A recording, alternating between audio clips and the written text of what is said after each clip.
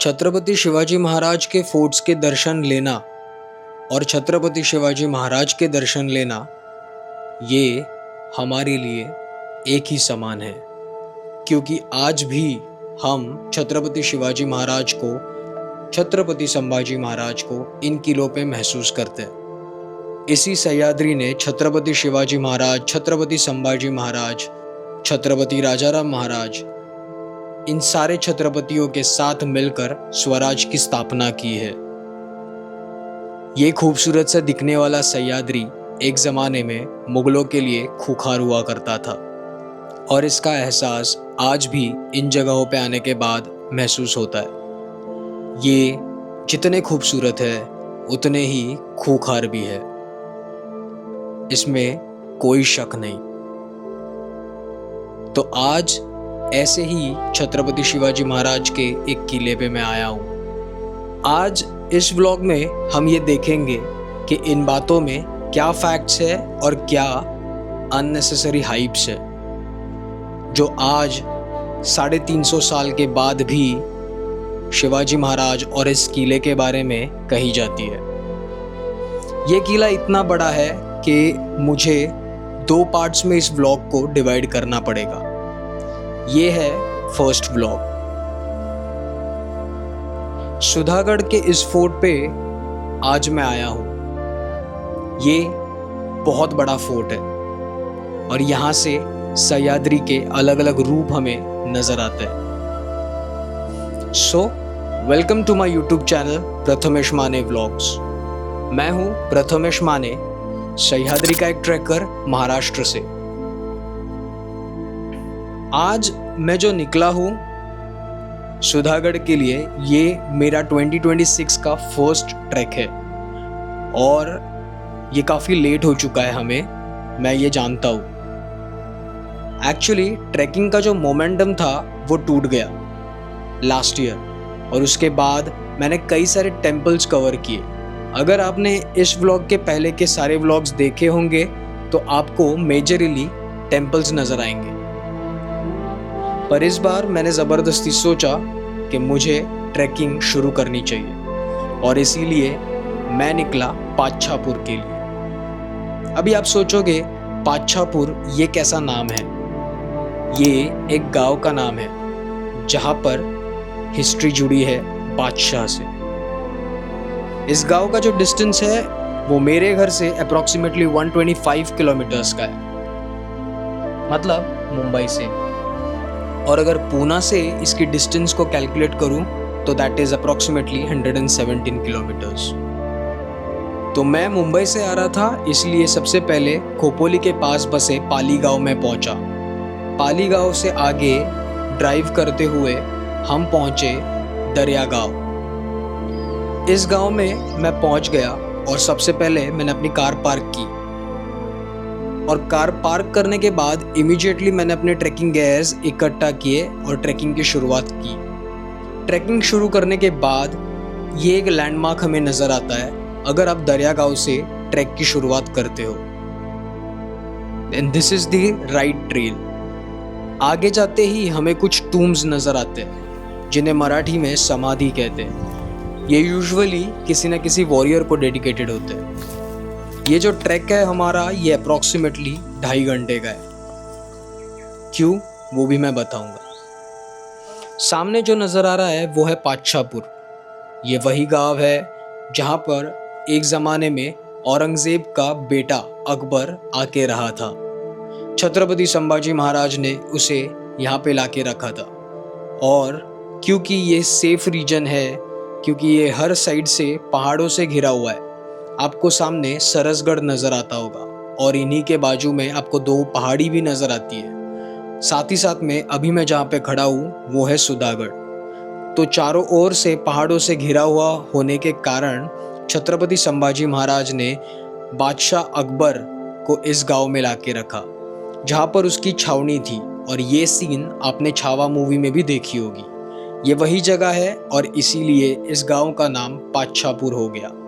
Actually Mughals में पातशाह या बादशाह ये अल्फाज, ये वर्ड्स यूज़ किए जाते थे मुगल बादशाह के लिए। ट्रैक की शुरुआत तो मैंने की थी, पर साथ ही साथ में ये कुछ चीज़ें बतानी ज़रूरी है। यहाँ पर कचरा मत फेंकिए, ये जगह बहुत खूबसूरत है। हम यहाँ की खूबसूरती के लिए आते हैं, तो यहाँ की खूबसूरती को बरकरार रखना भी हमारी एक जिम्मेदारी है।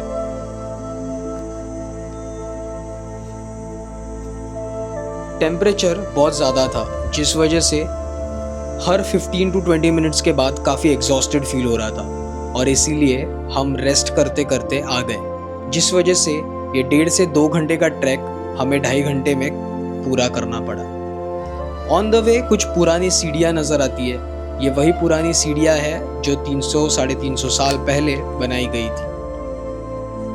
ऊपर आने के बाद हमें एक एंट्रेंस नज़र आता है, जो दरियागांव से स्टार्ट होने वाले ट्रेल पे नज़र आता है, और यहाँ पे कुछ दरवाज़ों के कंस्ट्रक्शंस नज़र आते हैं जिसमें मेटल का यूज़ किया है, आयरन का यूज़ किया है, and this is really amazing. उस ज़माने में भी हिंजेस के तौर पे या जॉइंट्स के तौर पे लोहे को इतने बड़े बड़े पत्थरों में डाला जाता था और उनके जॉइंट्स को एक अलग ताकत दी जाती थी। मेन एंट्रेंस से ऊपर आते ही बहुत बड़ा बेस्टन हमें नज़र आता है, जो एक नेचुरली फॉर्म बेसॉल्ट रॉक में बना हुआ है, जिसका बेस वैसे के वैसे ही है जैसे कि पहाड़ का है, और उसी को काट के, उसी को तोड़ के ऊपर पत्थरों से एक बेस्टन बनाया है, फोर्टिफिकेशन भी जिसे कह सकते हैं। मैं सीढ़ियाँ चढ़ के ऊपर आया तब मेरी नज़र गई इन बेस्टन्स पे जो पेड़ उगे थे उन पर। ये पेड़ है जो यहाँ पे नहीं होने चाहिए, क्योंकि ये बेस्टन को जो 300 साल से आज तक खड़ा है उसे धीरे धीरे लूज करते हैं। इनके रूट्स अंदर तक पहुँच जाते हैं और इनके सीमेंटिंग एजेंट को डिस्ट्रॉय करने लगते हैं, जिस वजह से बाद में ये बेस्टन गिर जाएगा। ये आज हमारी जिम्मेदारी है, ASI की जिम्मेदारी है कि इन्हें वैसे के वैसे बरकरार करे, रिस्टोर करे। जैसे ही थोड़ा सा ऊपर आ गया तो मुझे यहाँ का एंट्रेंस दिखने मिला, और ये एंट्रेंस के डिज़ाइन से ये पता चलता है कि ये एंट्रेंस एक इम्पॉर्टेंट एंट्रेंस था। जिस तरीके से पत्थर रखे गए हैं, जिस तरीके से उसका डिज़ाइन बनाया गया है, उसी से ये सारी चीज़ें क्लियर होती है कि ये इस साइड का इम्पॉर्टेंट एंट्रेंस होगा। सुधागढ़ के अंदर जाने से पहले मैंने सुधागढ़ के दर्शन लिए, क्योंकि एक ज़माने में इसी किले ने रेवोल्यूशनरीज के साथ मिलकर हमें मदद की है। वही कुछ पुरानी चीज़ें, पुराने डिज़ाइंस एंट्रेंस के बाद की हमें कुछ नज़र आती है, पर सब बिखरे हुए, सारे पत्थर गिरे हुए। ऊपर आने के बाद हमें बेस्टन के आजू बाजू में कुछ कंस्ट्रक्शंस नज़र आते हैं। ये कंस्ट्रक्शंस आर्मी के लिए या सोल्जर्स के लिए बैठने की जगह है, और नीचे मुझे नज़र आया चिलखती बुरुज, जो कवर करता है मेन एंट्रेंस को। मेन एंट्रेंस के पास भी मुझे कुछ छोटे छोटे कंस्ट्रक्शंस नज़र आए जो आज थोड़े थोड़े फेजेस में दिखते हैं, जो इस मेन एंट्रेंस को सिक्योर करते हैं। ये सामने जो कर्व नज़र आ रहा है, ये है चिलखती बुरुज। ऐसे यहाँ पे 2 है, ये दोनों को अपने अपने डायरेक्शंस के हिसाब से नाम दिया गया है। तो मेन एंट्रेंस के पास भी एक चिलखती बुरुज है। उससे ऊपर आने के बाद हमें कुछ रूइंस, कुछ फाउंडेशंस नज़र आते हैं जो काफ़ी दूर तक फैले हुए दिखते हैं, और ये फाउंडेशंस दोनों साइड पे हमें दिखते हैं। इसी का मतलब, क्योंकि ये एक ज़माने में इम्पॉर्टेंट एंट्रेंस होगा, जिस वजह से फौजियों की तादाद यहाँ पर ज़्यादा होगी, और इसीलिए यहाँ पे हमें कई सारे फाउंडेशंस, कई सारे रूइंस नज़र आते हैं।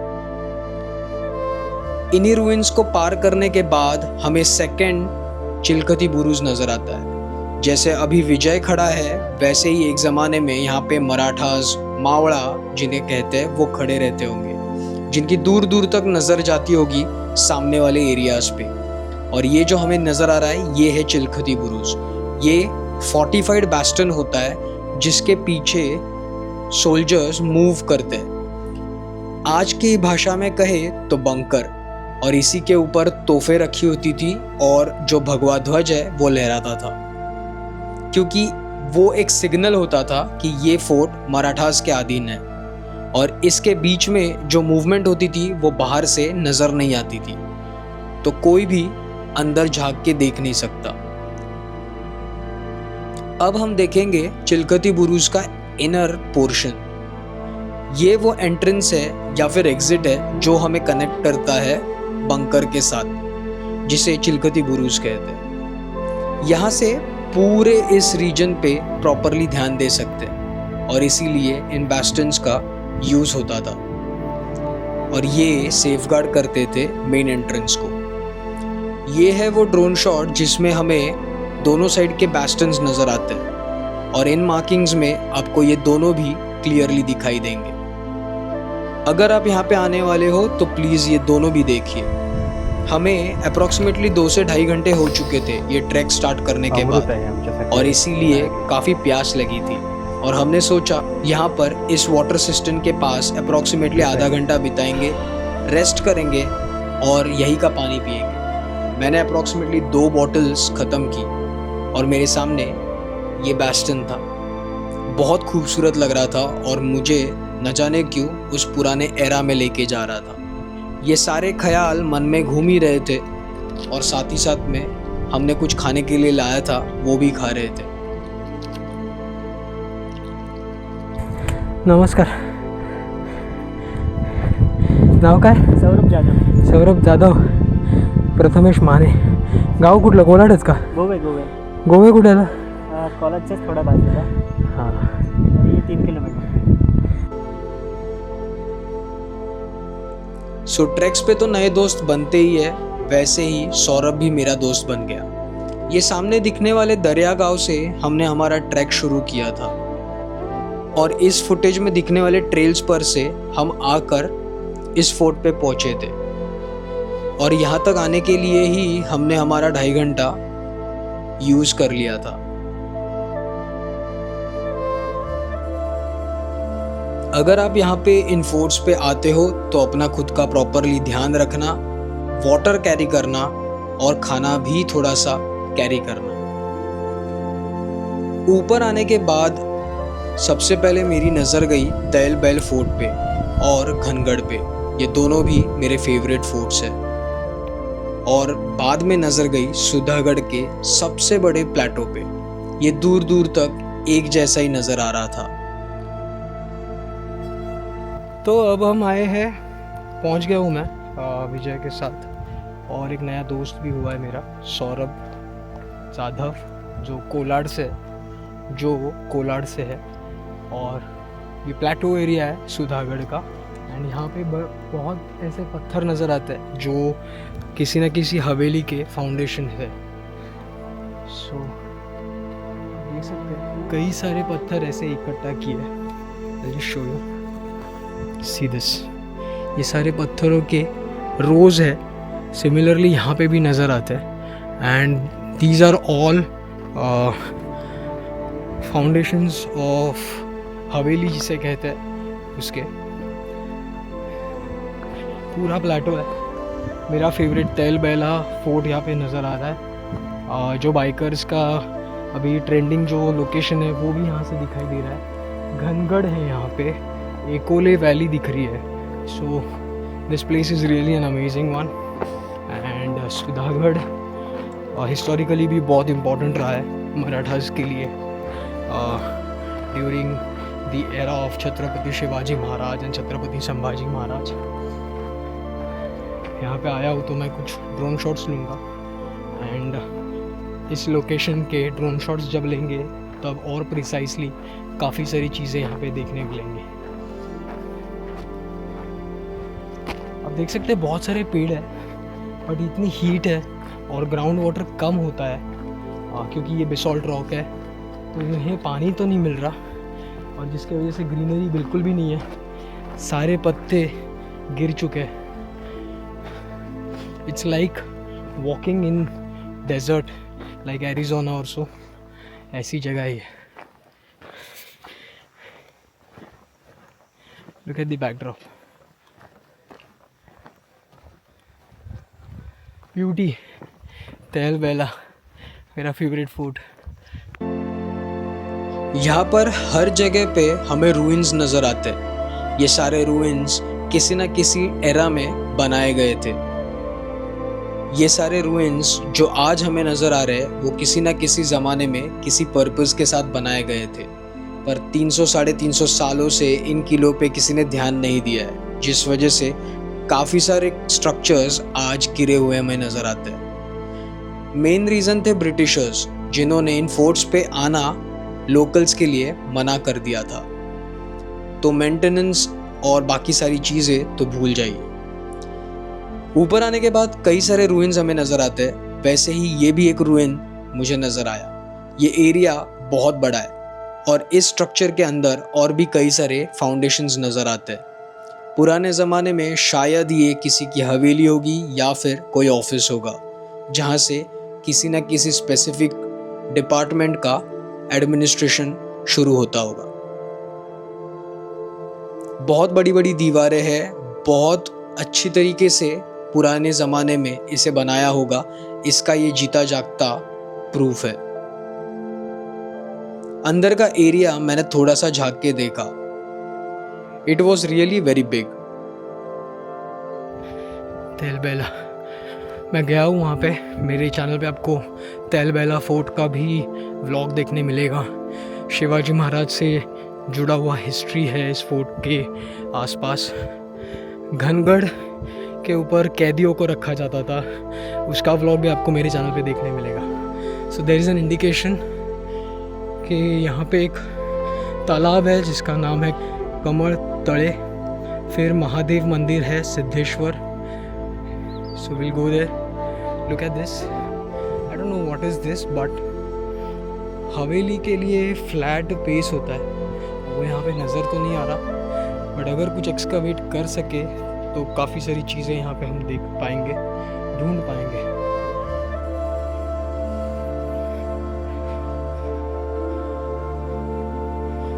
सबसे पहले गणपति दिखे, ऑरेंज कलर के सिंदूर लगाए हुए। तो यहाँ पे शूज़ निकालेंगे आसपास। Let's see. Thanks to some organisations like बार रायगढ़ परिवार, जिन्होंने इस मंदिर को वापस रिस्टोर किया है। ऐसे ही एफर्ट्स गवर्नमेंट से होने चाहिए, पर प्रॉब्लम यहीं पर है। पर्सनली लोग यहाँ पे आके काम करते हैं, पर गवर्नमेंट के कोई भी यहाँ के रिस्टोरेशन के लिए काम नहीं करता। ये इंडिया की सैडेस्ट न्यूज़ है when it comes to history. मंदिर के पीछे हमें कमल तड़ दिखते हैं। कमल तड़ इज़ अ लेक या फिर पॉन्ड जिसका नाम कमल रखा हुआ है, मराठी में जिसे कमल कहते हैं। ऊपर आने के बाद हमें कई सारे पोर्शंस इस फोर्ट के नज़र आते हैं। वैसे ही यहाँ पर हमें टकमक टोक भी नज़र आता है। ये कहा जाता है पुराने ज़माने में इसे लोगों को फेंकने के लिए, पनिशमेंट देने के लिए यूज़ किया जाता था। अभी मैं पहुँचा हूँ एक फोर्टिफिकेशन के पास, एंड जहाँ से मुझे फोर्टिफिकेशन नज़र आ रहा है। लुक एट दिस, ये पुरानी फोर्टिफिकेशन है, थोड़े बहुत रूइंस के तौर पे दिखाई दे रही है। यहाँ पर एक वाटर सिस्टम भी मुझे नज़र आया, और उसके आगे बढ़ते ही यहाँ की फोर्टिफिकेशन जो बहुत लंबी है वो दिखाई देने लगी। And I was really stunned to see these structures in this kind of area. ये सुधागढ़ की इम्पॉर्टेंट फोर्टिफिकेशंस में से एक है, और आज भी काफ़ी बेटर कंडीशन में। अब सोचिए 350 साल से इस फोर्ट पे ये फोर्टिफिकेशंस वैसे के वैसे ही खड़े हैं। इसी फोर्ट में एक छुपा हुआ रास्ता भी है जो आगे हम इस ब्लॉग में देखेंगे। इन फोर्टिफिकेशंस को अगर आप ध्यान से देखते हो तो देखिए कितने बड़े बड़े पत्थर यहाँ पर लाके रखे और कैसे कंस्ट्रक्ट किए होंगे।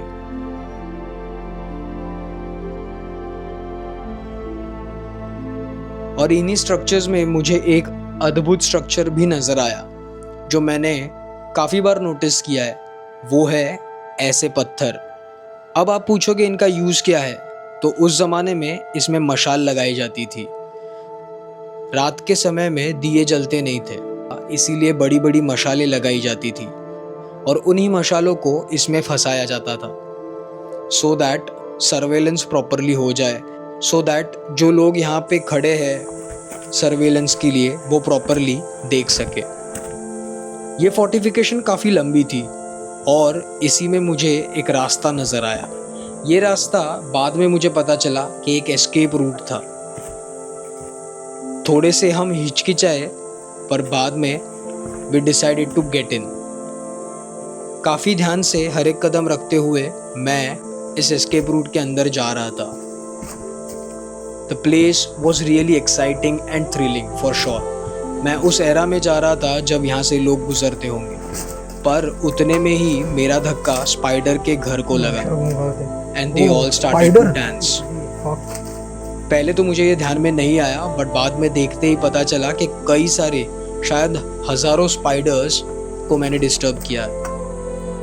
पर फिर भी मैंने ये शॉट लिया और बाद में मुझे सवाल मन में आया कि इसके अंदर और भी ऐसे कुछ हो सकता है, जिस वजह से आई बैक्ड आउट।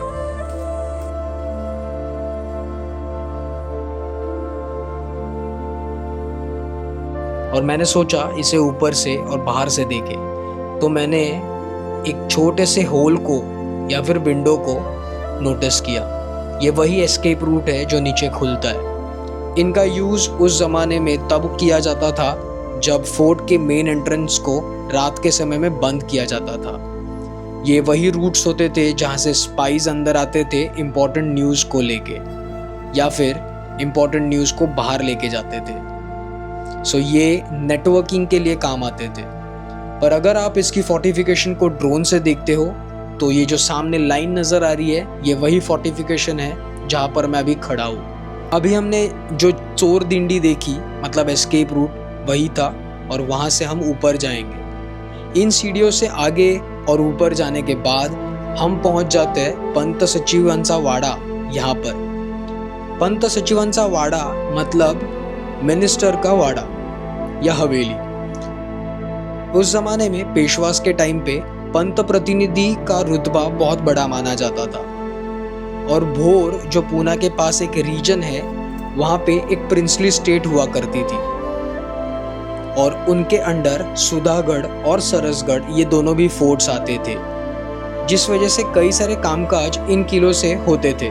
और इसीलिए भोर के प्रिंसली स्टेट के पंत प्रतिनिधि यहाँ पर भी आके रहते थे और उन्हीं के लिए ये हवेली बनवाई थी। ये क्योंकि मेंटेन्ड नहीं है, जिस वजह से ये आज रूइंस में तब्दील हो चुके हैं। पर इन्हीं रूइंस से हमें ये समझ में आता है कि पुराने टाइम में यही हवेली कैसे दिखती होगी। आज भी उस ज़माने के कुछ यूटेंसिल्स या फिर इंस्ट्रूमेंट्स दिखाई देते। ये उस ज़माने में यूज़ हुआ करते थे, पर आज क्योंकि यहीं पर मिले थे, इन्हें कोने में रखे। ये हवेली अंदर आने के बाद हम इसे महसूस कर सकते हैं। इस हवेली के कंस्ट्रक्शन में साग के जो पेड़ है उनका इस्तेमाल ज़्यादा से ज़्यादा किया है और इसी वजह से 150 साल हो या 200 साल हो या 300 साल से ये हवेली वैसे के वैसे ही खड़ी है। इस हवेली के स्ट्रक्चर्स से, दीवारों से और यहाँ की जो सीढ़ियाँ हैं उनसे हमें पता चलता है कि ये हवेली उस ज़माने में ड्यूप्लेक्स होगी। नीचे अलग कामकाज होता होगा, ऊपर इम्पॉर्टेंट डिस्कशंस होते होंगे। कई तरीके के हाइपोथेसिस आज हम कर सकते हैं, पर उस ज़माने में बहुत इम्पॉर्टेंट डिस्कशंस, बहुत इम्पॉर्टेंट चीज़ें इसी हवेली में डिस्कस हुई होंगी। इसके बारे में कोई सेकंड ओपिनियन मेरा तो नहीं है। यहाँ पर पुराने हुक्स नज़र आते हैं। पंत सचिवांचा वाड़ा देखने के बाद मैं एक मंदिर के पास आया।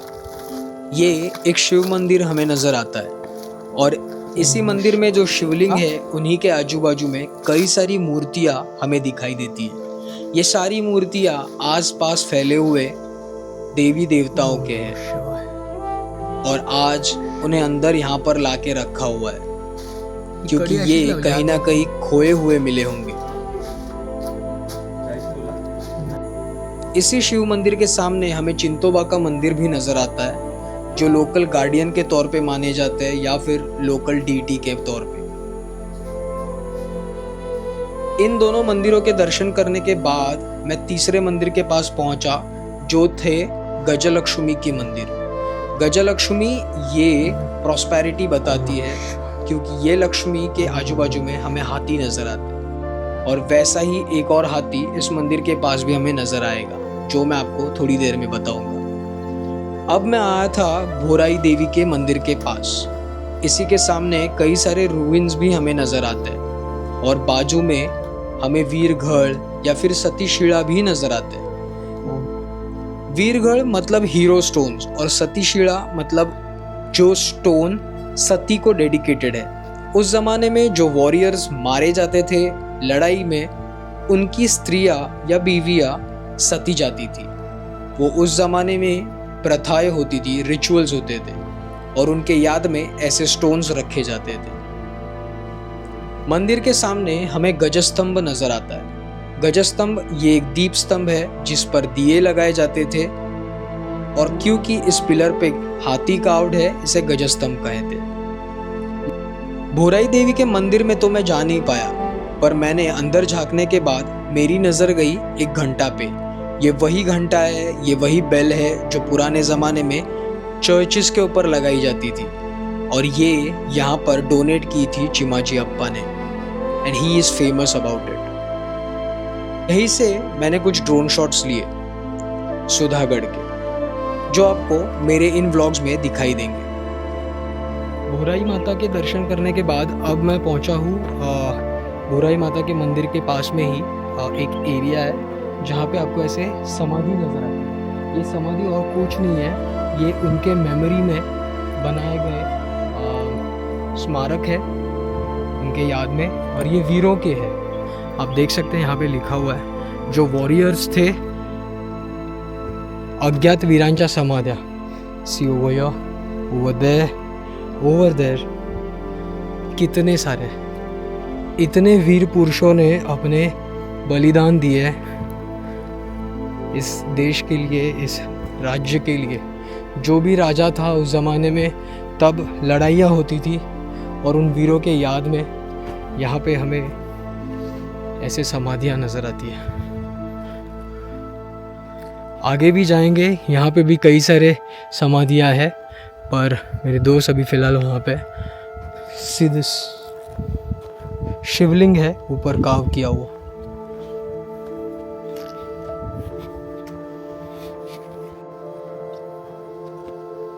ओम नमः शिवाय।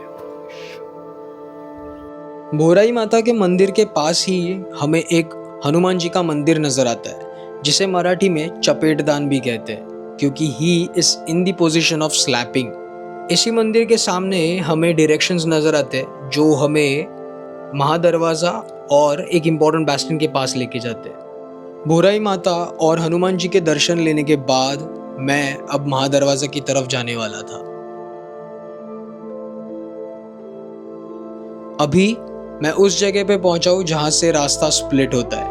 एक रास्ता जाता है महादरवाजा की तरफ और दूसरा रास्ता सबसे इम्पोर्टेंट बैस्टियन की तरफ। ये दोनों भी लोकेशंस हम अगले व्लॉग में देखेंगे, पर ये उसके थोड़े से कुछ ग्लिम्प्स है।